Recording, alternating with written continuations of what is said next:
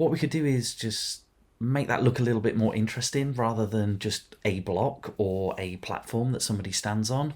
Some of the cool effects you can do is things like laser beams and stuff like that. So I'm just going to quickly show you how we can construct the laser beam, and then we can add the script that we've used before. I'm just going to very quickly insert a couple of parts and move them around. I'm going to just get the one part, and the laser beam is going to come from this. You can obviously tweak to make this look however you like. I'm going to just have a kind of a pillar, and then I'm going to shoot a laser beam out from it. We perhaps might want to have another pillar the other side, but that's what we're going to do for now. I'm just going to rename the part, and I'm going to call this laser beam block so that we know what's happening. The way in which we make a beam is we have two kind of attachments, and the beam goes from one attachment to the other attachment. So it's something a little bit different to what we've done so far. So I'm just going to zoom across so that we can see what's what here.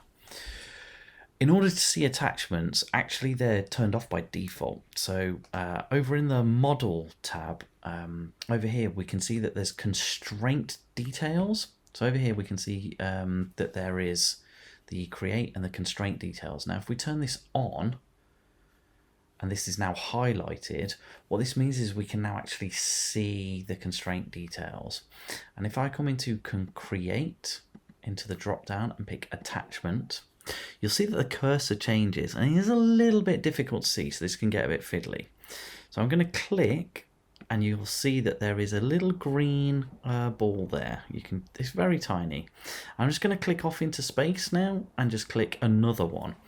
Wow, we can hardly see that, okay, but it is there, and there's one there as well. Now that I've added these, I want to be really careful, and if I turn off the constraint details, I'm not going to be able to see. So I'm going to leave them on so we can see, but I'm going to make sure I come out of the create mode, because otherwise the cursor look you see is already on it's already pre-selected to be creating more. I'm going to click the select, and now my cursor is back to normal.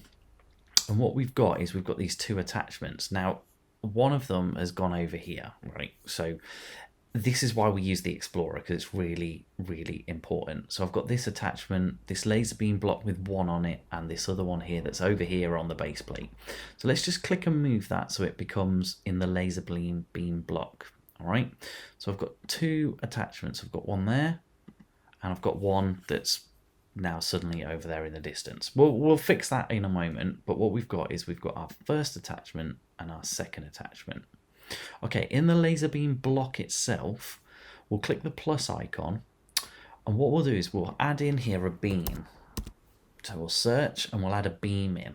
Now you can see here is the beam object itself, and if we select the beam and scroll down into the properties tab, we keep going, the shape is made by two attachments. And what we can do is we can drag in the attachment into each of these. Now, if you're on a Mac like me, you notice that it can be a little bit fiddly. There is a quick shortcut rather than necessarily dragging in. If we click in this box here, attachment 0, if I click, you'll notice the cursor changes. And what it's asking for is it's now asking for us to select the first attachment. I'm going to pick this first one. There we go. And it's now picked it. I'm going to click inside attachment 1. I'm going to pick the other attachment.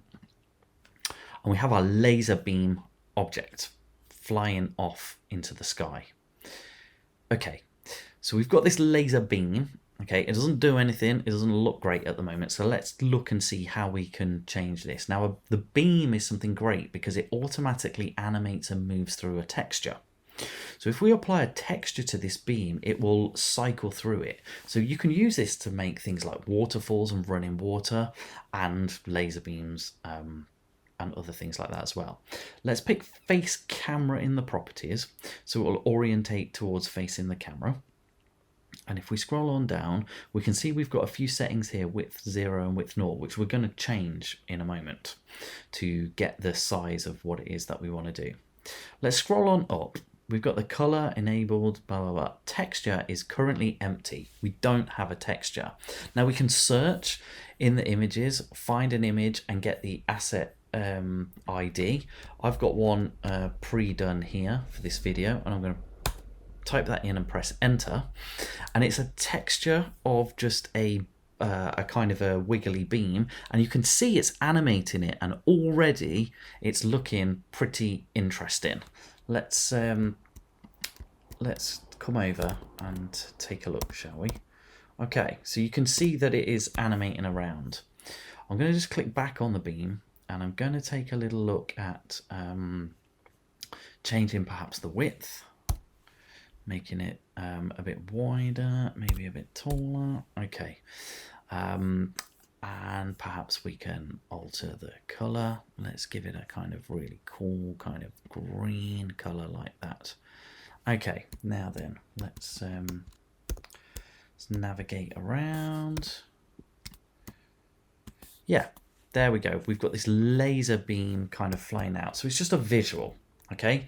This is something we just got to remember, actually, that it doesn't actually do anything. And if we want to change these now, we can click on these attachments. So we can click on this attachment. I can hold it and click and drag it to a new position, okay? So if I click and drag, I'm going to drag it over to here. And now what we've got is we've got something that's yeah, a laser beam going down and into the sky. Maybe I'd like to lift it up a bit. Anyway, this is why it's often useful to get two parts and click the bit between it so that it can yeah, be up and down, because otherwise now I'm clicking and moving the whole part. Anyway, let's say we've got our beam exactly how we wish with all of our attachments. This needs to come back to being attached here. Oh, blimey, it's all over the place. Okay. What we can then do is the exact block that we had for when somebody stands on something or explodes or whatever, we can pop in here and we just make it invisible. So I'm just going to do a quick demonstration. If I make this part, imagine this was our part that when we collide into it, it kills us. What we can then do is we can move this. You're going to have to do a better job than me. We can move this so that it fits within the beam. So it visually fits within the beam. And then in its properties, in the transparency, we can then make this invisible so we can't actually see it anymore. But it has our script on it, the same as all of the other ones, that when we collide with it, it kills us and sends us back to the spawn point. Okay, so I really want you to experiment. Let me jump to the top and take a look. Yeah, it's really a bit of a mess. So it does need a bit of organizing, because that's my invisible block. This is my beam. I'm going to need to move it so it's a little bit more aligned. And then where's my invisible block? And then if I move my invisible block so it's a little bit more in the way. And now hopefully, yeah, it's just more in line, and you can experiment and get it in line with your laser beam. Of course, I could rotate this to fit, or I could just do a better job of lining up this laser beam.